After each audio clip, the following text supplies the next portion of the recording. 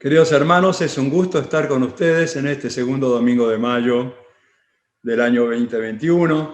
Estamos aquí en Santa Fe, donde la distancia es considerable hacia Montevideo, pero podemos estar con ustedes allí a través del video.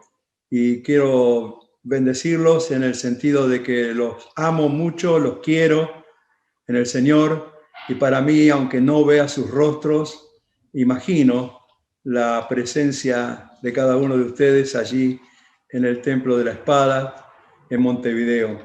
Señor, el Señor nos ayude en este día y nos acompañe en todo. En cuanto a mi edad, ya pueden ver que peino canas, porque si Dios quiere y si el Señor lo permite, el año que viene cumpliré 80 años. Así que la iglesia también cumple 50 años y este año, y yo ya cumplo 60 en el ministerio. Así que, bueno, es un gusto estar con ustedes esta mañana. Y el tema que nos vamos a considerar en el libro de los Hechos de los Apóstoles, en el capítulo 1, es el tema de cambios necesarios. Siempre los cambios surten un efecto positivo o negativo según se tomen con sabiduría, pero lo cierto es que la vida es una sucesión de cambios. Y aquí encontramos que los discípulos experimentaron un cambio en varios aspectos en este pasaje que nos va a ocupar esta mañana, y es el pasaje de Hechos capítulo 1, verso 12. Dice así la palabra del Señor: entonces volvieron a Jerusalén desde el monte que se llama del Olivar, el cual está cerca de Jerusalén, camino de un día de reposo. Y entrados, subieron al aposento alto donde moraban Pedro, Jacobo y Juan, Andrés, Felipe, Tomás, Bartolomé, Mateo, Jacobo, hijo de Alfeo, Simón el celote y Judas, el hermano de Jacobo. Nos plantamos aquí un poquito y vamos a ver que aquí está relatado el regreso de la escena más importante que los discípulos vivieron en esta vida con Jesús. Por lo menos la más fascinante, la más espectacular. Si bien es cierto que ellos habían vivido los milagros del Señor y los habían presenciado, es cierto que también ellos tuvieron un momento en que realmente pudieron presenciar la escena de la cruz y el momento de la resurrección de Jesús, que era para ellos prácticamente increíble, como realmente lo fue. Vieron atravesar el techo y las paredes del aposento alto cuando les dijo: paz sea con vosotros. Pero realmente ellos habían presenciado ese jueves a la tarde, 40 días después de la resurrección, una escena realmente importantísima, fascinante, espectacular. Jesús les decía las últimas palabras, les decía que serán testigos de él en Jerusalén, en Judea, en Samaria y hasta lo último de la tierra. Y es interesante que los pies del Señor comenzaron a despegarse del piso. Nunca habían visto ellos esto. De repente, el Señor, ya con los brazos extendidos, los bendice y comienza a ascender. Asciende 1 metro, 2 metros, 3 metros, va en el aire y las miradas de ellos, atónitos, están concentradas en el Señor, hasta que una nube baja del cielo y lo envuelve al Señor Jesús. Y ya no escuchan más, pero quedan mirando la nube, quedan asombrados de este espectáculo y oyen voces metálicas de ángeles que les dicen presencia realmente impactante. ¿Qué están mirando al cielo? Este mismo Jesús que ustedes ven subir al cielo, un día vendrá de la misma manera en que le han visto subir al cielo. Y es interesante que relata Lucas, el evangelista, en este libro de los Hechos de los Apóstoles, que después de esta escena espectacular, ellos volvieron silenciosos a la ciudad de Jerusalén. Era camino de un día de reposo, una media hora prácticamente hasta el lugar donde estaban alojados. Es interesante que dice, volvieron, entraron, subieron donde moraban. Es interesante que el aposento alto está en un lugar realmente en una encrucijada cargada de edificios, muy cerca de la tumba del rey David en Jerusalén. Aún en el día de hoy se puede comprobar que Pedro, cuando se paró en el día de Pentecostés y predicó de David, sabemos que su tumba está aquí y que él murió. No hablaba de sí mismo cuando dijo estas palabras. Pero lo cierto es que allí estaban alojados desde la Pascua, desde la última cena de la celebración de la Pascua con los discípulos, Jesús con ellos. Ellos quedaron allí alojados. Por miedo de los judíos, con las puertas y las ventanas cerradas, pasaron allí los primeros días, aunque salieron, porque vemos un grupo de discípulos que está pescando en el mar de Galilea. Los días, esos 40 días, sucedieron como algo inesperado para ellos. La presencia de Jesús era esporádica, transitoria, pasajera, y realmente no sabían muy bien cuál sería su futuro. Pero lo cierto es que ese día, cuando volvieron del Monte de los Olivos, del Monte del Olivar, y entraron en el lugar donde ellos moraban, y aquí se da la lista de los que moraban, y en la lista no está Judas, porque en realidad nunca moró en el aposento alto.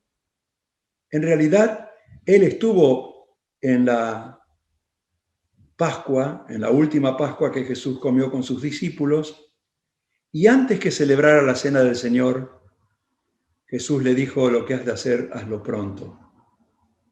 Y ellos pensaron que los demás discípulos, que se refería a alguna cuenta que tenía que pagar, pero lo cierto es que Judas bajó solo por la escalera del aposento alto, se perdió en las tinieblas de la noche y fue a consumar su pacto de traición. Aparece nuevamente en el Monte de los Olivos, allí debajo de los árboles donde Jesús fue prendido, y el pacto que tenía Judas con esta gente era que si aquel que yo bese, ese es el maestro, para que no se equivocaran por las tinieblas, la oscuridad, etc. Pero Jesús dijo: ¿a quién buscan? Y ellos dijeron: a Jesús Nazareno, y cayeron de espalda delante de él, o de bruces, no sabemos, pero cayeron 3 veces. Y Judas recibió la pregunta de Jesús: ¿a qué vienes, amigo? Y Judas realmente consumó ese acto de traición, por lo cual él no vivió nunca en el aposento alto, y no se lo menciona aquí entre los 11 que moraban allí desde la última Pascua, desde el día en que Jesús fue crucificado y ellos quedaron allí. En realidad, ellos volvieron con un entusiasmo renovado, distinto. Ya sabían que el Señor había ascendido a los cielos. Ya podían comprobar y recordar las palabras que dice el Señor en el capítulo 14 de San Juan, cuando les dice, me voy a preparar lugar para ustedes, pero si yo me voy, vendré otra vez y los tomaré a mí mismo, para que donde yo estoy, ustedes estén conmigo. Así que ellos experimentaron el primer cambio. ¿Cuál fue el primer cambio que experimentaron? Encontraron una razón para estar reunidos. Dice, todos perseveraban unánimes en oración y ruego con las mujeres, con María, la madre de Jesús, y con sus hermanos.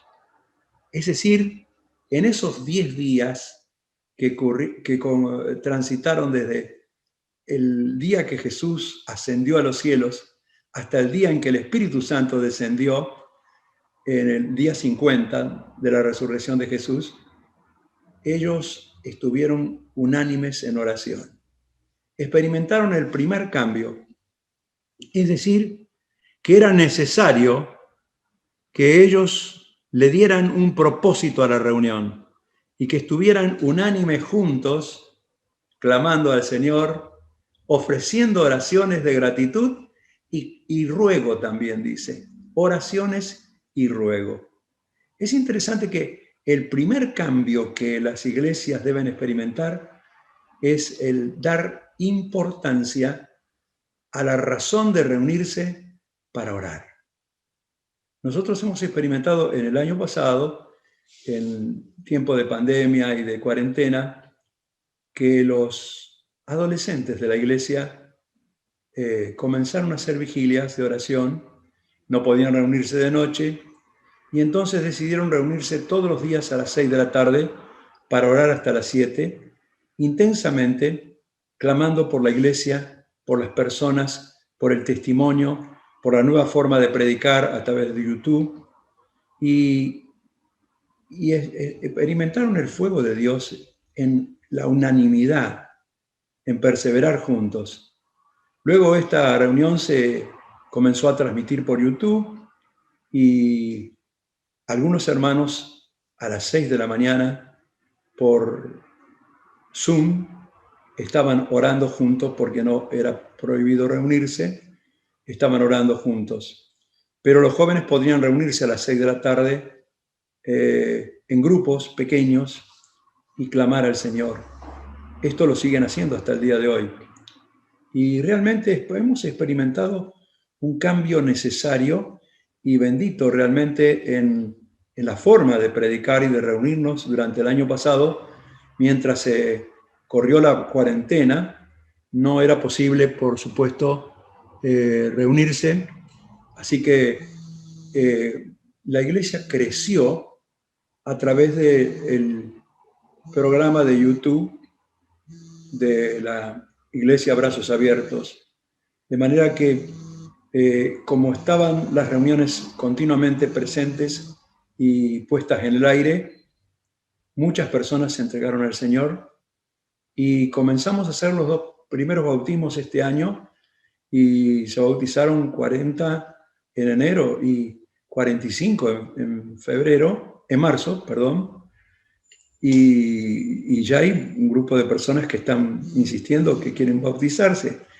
Es decir, yo creo que el primer gran cambio necesario en la iglesia es perseverar unánimes en oración. Clamar los unos por los otros, clamar por la congregación, clamar por los líderes de la congregación, clamar por los hermanos para que el Señor los proteja de esta peste, pero también clamar para que no cesen de dar testimonio. La iglesia dice que crece en Efesios capítulo 4 por la actividad propia de cada miembro. Y cada miembro, unido a la cabeza que es Cristo, debe testificar y debe experimentar ese cambio de vivir una vida de adoración y de comunión con el Señor, perseverando en el ruego y en el clamor y en la gratitud. El segundo cambio que vemos aquí es que en aquellos días, entre el 40 y el 50, Pedro se levantó en medio de los hermanos y que estaban reunidos y que eran como 120, y dijo: varones hermanos, Era necesario que se cumpliese la Escritura en que el Espíritu Santo habló antes por boca de David acerca de Judas, que fue guía de los que prendieron a Jesús. Es decir, aquí hay un cambio rotundo en la congregación, y es que se toma una actitud de gobierno y de información. Es decir, se toma la actitud de informar y ofrecer decisiones con respecto a la actitud de gobierno en la iglesia. Es decir, se informa a los miembros. La iglesia debe estar informada de todos los asuntos y que afecten a la congregación, y gran parte de la información debe ser explicada. Por lo tanto, aquí había que explicar qué pasó con Judas. Judas era uno de los 12. Todos sabían lo que había pasado. Todos tal vez no entendían por qué, pero Pedro explicó que era necesario porque era contado con nosotros y tenía parte en este ministerio. Es decir, Judas no solamente era contado, era incluido, tal es así que participó de la última Pascua con Jesús, sino que también desarrollaba un ministerio. Seguramente él también predicaba, seguramente por el testimonio de él muchos habían creído, seguramente él había experimentado realización de milagros en el nombre del Señor Jesús, como los otros apóstoles, aunque tenía una falla en la actitud en cuanto al dinero. Él era el que llevaba la tesorería, y la Biblia dice que en el Evangelio de Juan, cuando él reprocha a aquella mujer que quebró el alabastro y lo tasó y dijo el precio, 300 denarios, se podían haber repartido entre los pobres, pero realmente el Señor Jesús dice, a los pobres siempre lo tendrán con ustedes. Pero explica Juan, el evangelista, que ya lo sabía, que él sustraía de la bolsa. Era un hermano que había que explicar por qué desapareció del ministerio y por qué, habiendo sido contado, sucedió lo que sucedió. Este, pues, con el salario de su iniquidad, es decir, con el dinero que él arrojó en el piso, arrepentido, con remordimiento, porque había entregado a Jesús, pero no fue un arrepentimiento sincero, porque él podría haber confesado sus pecados, pero evidentemente los sacerdotes se encogieron de hombros y le dijeron, lo hubieras pensado antes. Sin embargo, ese dinero lo recogieron y compraron el campo del alfarero, es decir, el lugar donde se recogía barro para hacer las cerámicas, y lo hicieron un cementerio. Realmente ahí Judas, pretendiendo ahorcarse, se desbarrancó y su cuerpo fue deshecho y sus entrañas fueron esparcidas.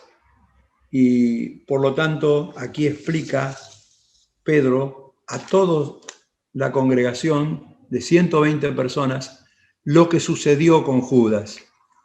Y dice, y fue notorio, conocido a todos los habitantes de Jerusalén, de tal manera que aquel campo se llama en su propia lengua, Akeldama, o campo de sangre.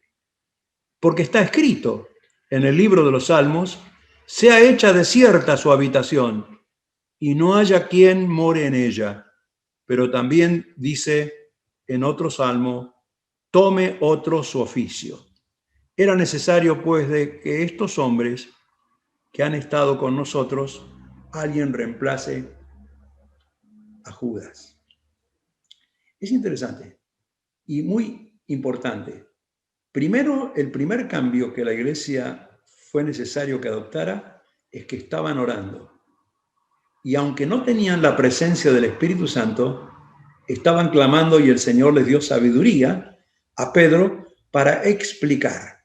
Siempre hay que explicar a la iglesia porque la iglesia debe saber a dónde vamos, qué nos dirigimos, a dónde nos dirigimos, cuáles son nuestros planes y por qué han sucedido cosas que han sucedido. Las iglesias tienen sus accidentes y también sus cosas desagradables y siempre es bueno explicar a la congregación. Ahora, en tercer lugar, era necesario el reemplazo de Judas.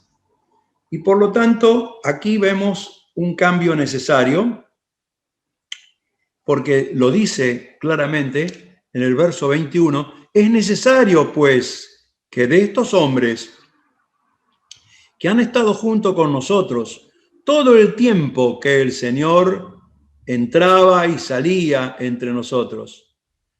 Y dice, no solamente en el último tiempo, sino que comenzando desde el bautismo de Juan hasta el día que de entre nosotros fue recibido arriba, y eso había sucedido hace pocos días atrás, Pedro dice, uno tiene que tomar ese lugar y ser hecho testigo con nosotros de su resurrección.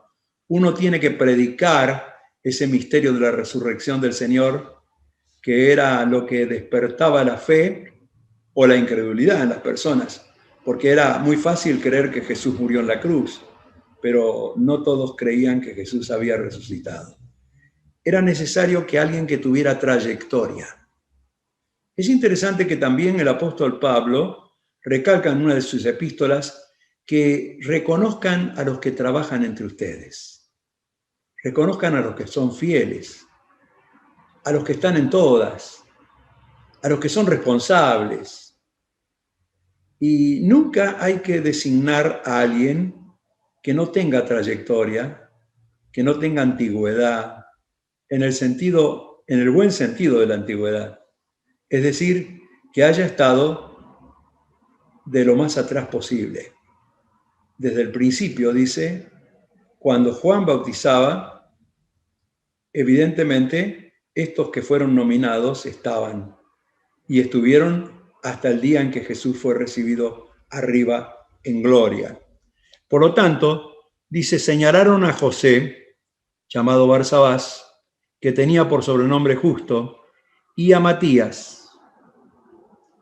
Y es interesante que nominaron dos. Ahora, ellos oraron, pero no se atrevieron a decidir. Y aquí está lo criticable en esta actitud, pero que yo admito porque era costumbre en el Antiguo Testamento echar suertes y realmente no tenían la plena guía del Espíritu Santo. El Espíritu Santo nos produce certidumbre de fe en nuestras decisiones. Es interesante esto. El Espíritu Santo nos ayuda a hacer las cosas con seguridad, no con dudas. La Biblia no dice el que dudare, dice el que creyere. Y realmente la fe viene si bien es cierto que podemos nominar a 2 o 3 personas, tenemos que decidir por una. Y ellos echaron suertes, pero no echaron suertes sin antes orar. Tú, Señor, que conoces los corazones de todos, muestra cuál de estos dos has elegido. Nosotros no queremos elegir, Señor. Elige tú. Y la prueba probablemente era colocar en un regazo, en una tela, los dos nombres y luego extraer uno. Y dice que la suerte fue sobre Matías, que fue contado con los 12, porque después en el libro de los Hechos de los Apóstoles dice, estando los 12 apóstoles, ya no eran 11, eran 12, y Matías fue contado con los 12. Así que echaron suertes y como dice aquí, Matías fue contado con los 11 apóstoles, cerrando el número de 12. Algunos dicen que el apóstol Pablo es el número 12, pero en realidad Pablo fue un apóstol a los gentiles algo especial que el Señor le concedió un ministerio fuera de serie, porque realmente él predicó, como Pedro también lo hizo, a los gentiles, pero realmente creo que aquí el Señor aprobó esta decisión de ellos porque lo hicieron con sinceridad y tenían que, era necesario hacerlo. Por lo tanto, Matías y será uno de los 12 cuyos nombres estarán en la Jerusalén celestial, porque dice que allí estarán los 12 apóstoles del Señor, los nombres de los 12 apóstoles, como las 12 tribus de Israel. Así que es necesario, por lo tanto, en la iglesia tomar decisiones sabias, importantes, cambios necesarios. Cambios necesarios cuando podemos tomar más en serio la parte espiritual, todo cambio que se haga en la predicación, en la oración, en el contenido de las reuniones, será una bendición. Ahora bien, también es necesario producir el cambio de personas. Entre las figuras que tenemos de la iglesia, Jesús usó la figura de la red y dijo que la red era necesario lavarla y remendarla. La red es arrojada y produce pesca, y a veces milagrosa, cualquier día, a cualquier hora y en cualquier lugar.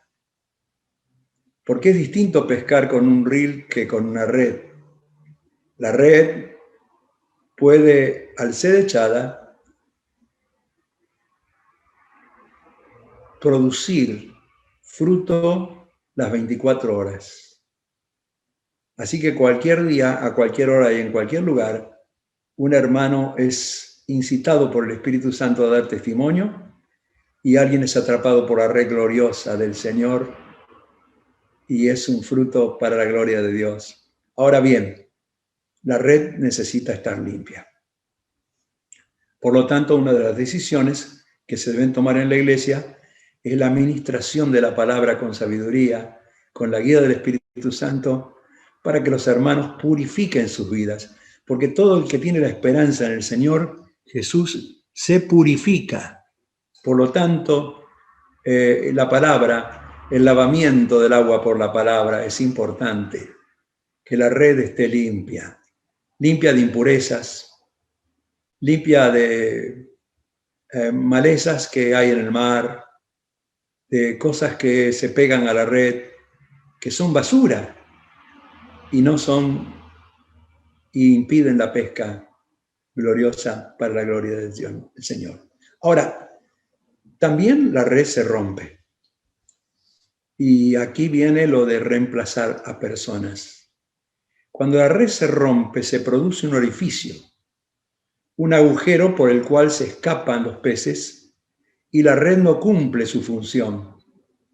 Así también cuando la red está sucia, por alguna determinación, pero más cuando está rota, no cumple su función.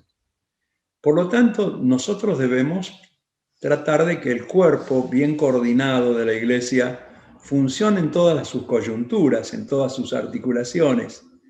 Y así como la red, si el cuerpo tiene un miembro dolorido o enfermo, tendrá que ser tratado para que el cuerpo entero funcione y esté sano y por la actividad propia de cada miembro se produzca el crecimiento. Por lo tanto, ¿cómo se producen los agujeros?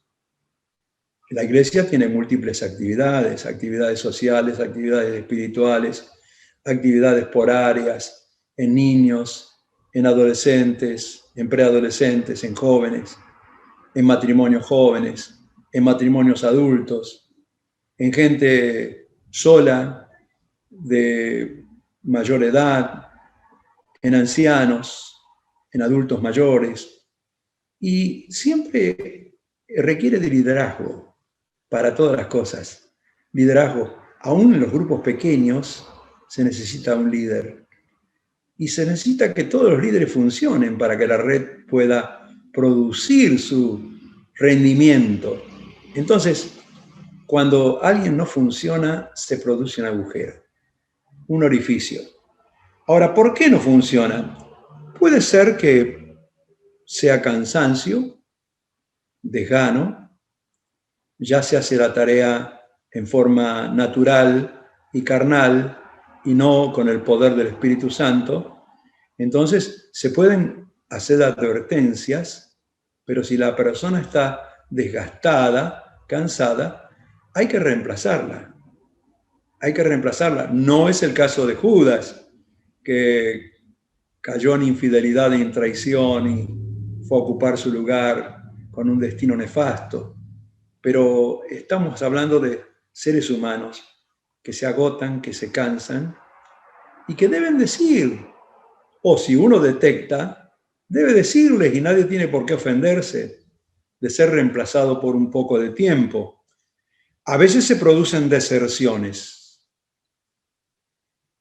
Dijo Pablo, Demas me abandonó amando más este mundo y se fue a Tesalónica. Hay una deserción. En el caso de Juan Marcos, él abandonó la misión que tenía con los apóstoles. Se producen deserciones y no hay que dejar que el agujero quede allí, sino que hay que reemplazar rápidamente, con toda sabiduría, con todo entendimiento, especialmente con hermanos que tienen experiencia y que han sido fieles. Entonces, siempre hay que buscar a los más fieles, no por la edad, sino por la trayectoria. Ahora, bien, en otros casos puede ser que sea enfermedad. Cuando hay un caso de enfermedad, como en estos casos que estamos viviendo una epidemia, de repente se producen orificios en la red por alguien que no puede funcionar. Y entonces, con todo amor y con todo cariño, debe ser reemplazado por alguien que va a ocupar su lugar y su oficio, pero siempre dispuestos a que el hermano no se ofenda ni tampoco entienda que una actitud de gobierno es mantener la red remendada. Y también puede ser que se produzca negligencia, descuido en la obra. No es desgano, pero hay negligencia, hay descuido, las personas no son atendidas. Entonces, sí, tenemos que hacer la advertencia necesaria, pero en el caso de que no hay respuesta a la advertencia, debe ser reemplazado. Y también en los casos de pecado, cuando alguien ha incurrido en un pecado, por más que haya confesado, se haya arrepentido, siempre es necesario, si el pecado ha sido público, es necesario reemplazarlo. Y también en el caso de desobediencia, a veces desobediencias en cuanto a hacer alguna actitud contraria a lo que es el sentir de la iglesia, el pensar de la iglesia. Entonces, no podemos dejar que alguien esté socavando desde un punto principal, importante en la congregación, porque todos los que están debajo de él o bajo su cuidado serán escandalizados. Entonces, creo que tenemos que tomar responsabilidad y en esos casos producir los cambios necesarios. También en el caso, por supuesto, de que alguien parte a la eternidad, debemos rápidamente reemplazar la función de ese hermano o de esa hermana y pensar que ya está con el Señor, ya descansa de sus trabajos, pero sus trabajos con ellos siguen, su obra sigue y otros la tendrán que continuar para que esa obra que Él ha comenzado se perfeccione hasta el día de Jesucristo. Por lo tanto, qué interesante que es los cambios necesarios en la iglesia. Todavía no habían experimentado el descenso del Espíritu Santo, que vamos a ver en el capítulo siguiente. Pero es interesante que ya aquí ellos tienen la necesidad de hacer cambios.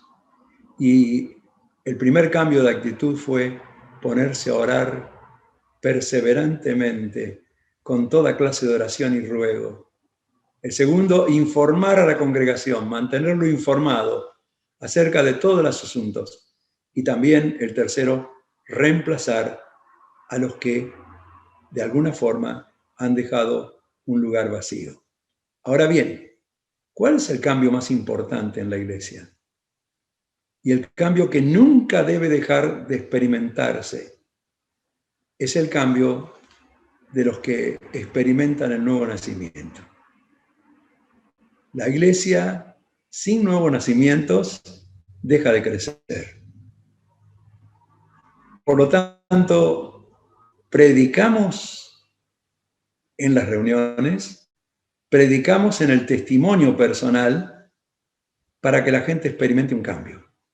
El cambio más grande que solo el poder de Dios por el Espíritu Santo hace que las personas encuentren el nuevo nacimiento por la fe en Cristo Jesús. Es el cambio más importante, es el cambio más necesario, es el cambio que todo individuo debe experimentar.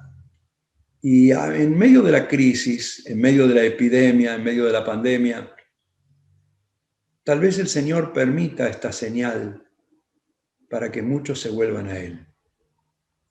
En realidad, no vemos un volver masivo. En realidad, la gente tiene más esperanza en la vacuna que en el Señor.